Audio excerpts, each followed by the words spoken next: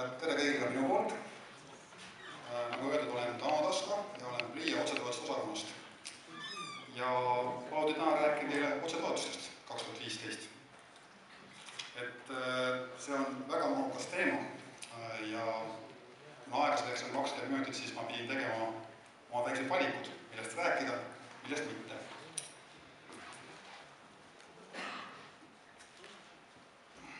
Ja millest ma täna räägin? Teen lühiülevaate otsetoetustest üldse 2015.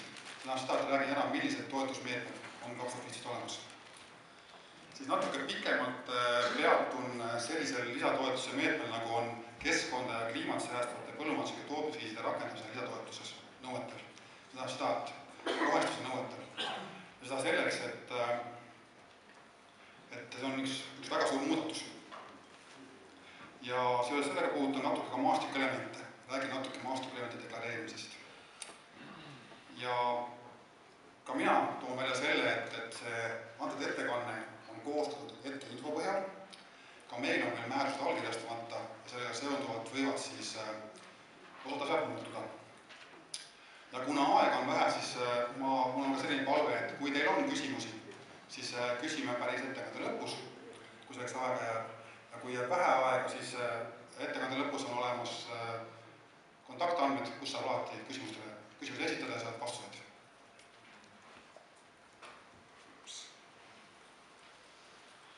Otsetoetus siis 2015 muutub mitmeosaliseks.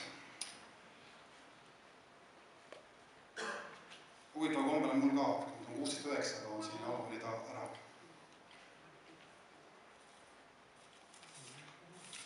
Aga jah, et esimene plokk on see, et need toetused, mis on liiklusriikidele kohustuslikud, mida siis kõik liiklusriigid peavad rakendama.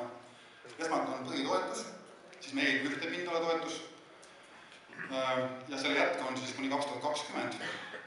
Ja mis on nüüd natuke erinev, et alates eelmisest aastast 2014, nagu teate, sai toetust taotleda ka nendele maadele, mis te olite võtnud pärast 2003 aastat kasutust. Ja see on jätkuvalt ka see aasta, et kui teil on see aasta mõned põllud, mis te olete ju kasutusele võtnud juurde ja mis ei ole praegu veel põllumassiivide registris, siis kandke need sinna ja nendele on võimalik toetust saada. Üks erisus on ka poolootuslike koosluste alade kohta, et kui te sinna taotlete poolootuslike koosluste toetust, siis lisaks sellele on nendele aladele võimalik taotleda ka veel hüpete toetust nendele aladele, kus nad vastavad hüpete nõuetele. Ja selleks samamoodi peaks tegema nende alade kohta põllumassiivi piiride avalduse, et ta kantakse põllumassiivide registrisse.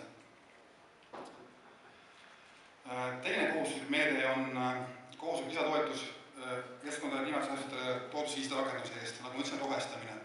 Ja miks see on väga oluline, et see on selline toetus, mida ei saa valida otseselt ka taotleja, et ta on kohustuslik. Kui te olete hüpete taotleja, siis automaatselt taotlete ka seda rohestuse toetust. Ja kolmas toetusliik, mis siit alt ei paista, on slaidid, millega alla rääginud, on noore põllumajandustootja toetus. Teine plokk on valikulised toetusskeemid, need toetused, mida iga liikmesriik võib ise valida. Ja Eesti on siis 2015 aastal valinud väikepõllumajandustootja toetuse ja tootluskohustusega seotud toetus raskustest sektoritele. Et Eesti on teinud ettepaneku komisjonile, et nad rakendavad 4 toetust ja need on siis puu- ja köögivilja kasvatamise eest, piimalehma kasvatamise eest, amblehma kasvatamise eest ja ute ja kise kasvatamise toetus. Et seal pole otsest veel kindlust, et need toetused kindlasti tulevad, aga selline plaan praegu on.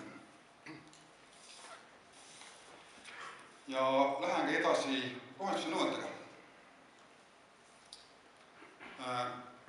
Rohestuse põhinõuded on 3 nõuet ja tema eesmärgiks on, et taotleja peab kasutama kliimat ja keskkonna säästvaid põllumajanduslikke tootmisviise.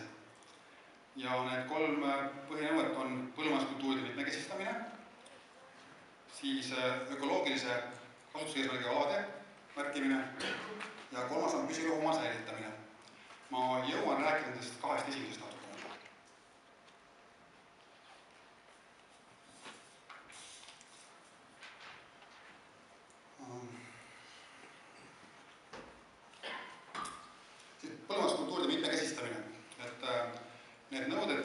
kehtivad sellistele taotlejatele, see nõuded, kellel on taotluse põllumaa suurus üle 10 hektari. Kui teil on põllumaa suurus 10–30 hektarit, peate kasvatama vähemalt 2 erinevat kultuuri ja oluline on see, et see põhikultuur, tema kasvupind ei tohiks olla üle 75% sellest põllumaast. Kui teil on üle 30 hektari põllumaad, siis tuleb kasvatada vähemalt 3 erinevat kultuuri ja kusjuures peamise kultuuri kasvupind ei tohi olla üle 75% ja peamise 2 kasvupind üle 95% kõnelevast maast. See viimane tekst on siin alla jäänud.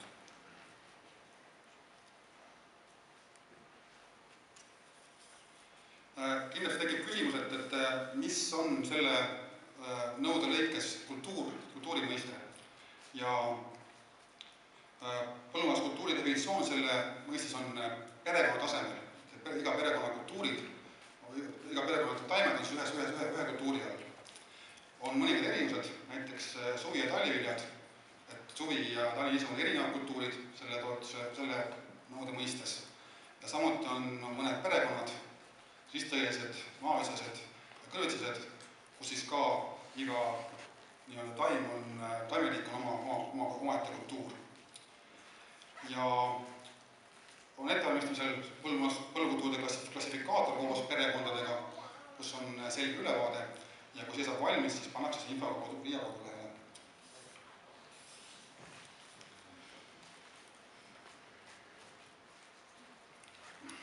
Teine nõue. Ökoalad. See tähendab seda, et need taotlejad, kellel on põllumaad rohkem kui 15 hektarit, peavad määratlema oma pinnast ökoloogiliseks kasutusaladeks vähemalt 5% toisukest hektaritest. Ja see määratlemine toimub siis põhimõtteliselt toetustaotluse esitusega, on eraldi selline vorm. Ja kuidas te need ökoalad saate, et on võimalik valida deklareeritud maastikuelementide hulgast või kasutades või valida ka siis harimispraktikaid. Ja maastikuelemendid on teadaolevalt põsaste ja puudega põllusaar, puude rida, hekk, metsasiil, kraav ja kiviaed. Ja need maastikuelemendid saavad olla ökoalad sel juhul, kui nad asuvad põllumaal. Nüüd tulebki mängu maastikuelemendide tema deklareerimine. Et ilmselt on paljud sellega kursis, et infot saadeti kodudesse selline roheline brošüür, kus on maastikuelemendist juttu. Ja ma usun, et päris paljud on ka tegelikult maastikuelemendid juba deklareerinud, sest see maastikuelemendide deklareerimine juba käib. Ta hakkas eelmise aasta novembrist ja deklareerimine toimub 1. märtsini 2015. Maastikuelemente peavad deklareerima kõik põllumajandustootjad, kes taotlevad pindala ja loomatoetusi ja kelle kasutusala maal need maastikuelemendid on. Ja kõige lihtsam neid maastikuelemente deklareerida on e-PRIAs. Selleks on seal teenus, kus muudetakse põllumajandusi piire. See on üks eraldi samm, kus siis saab neid maastikuelemente deklareerida ja lisada. Ja üks oluline info on juba teie jaoks ka, et jaanuarikuus annavad tasuta nõu Eesti põllu- ja maamajanduse nõuandise konsulendid. Ja täpsem info nende kohta on siis nende kodulehel pikk.ee või siis ka Riia kodulehel. Sealt näete, et igas maakonnas on olemas konsulendid, kes siis maastikuelementide deklareerimise kohta annavad jaanuarikuus tasuta nõu.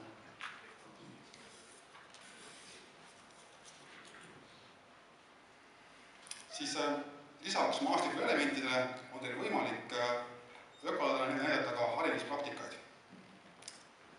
Siin on ka 3 võimalust.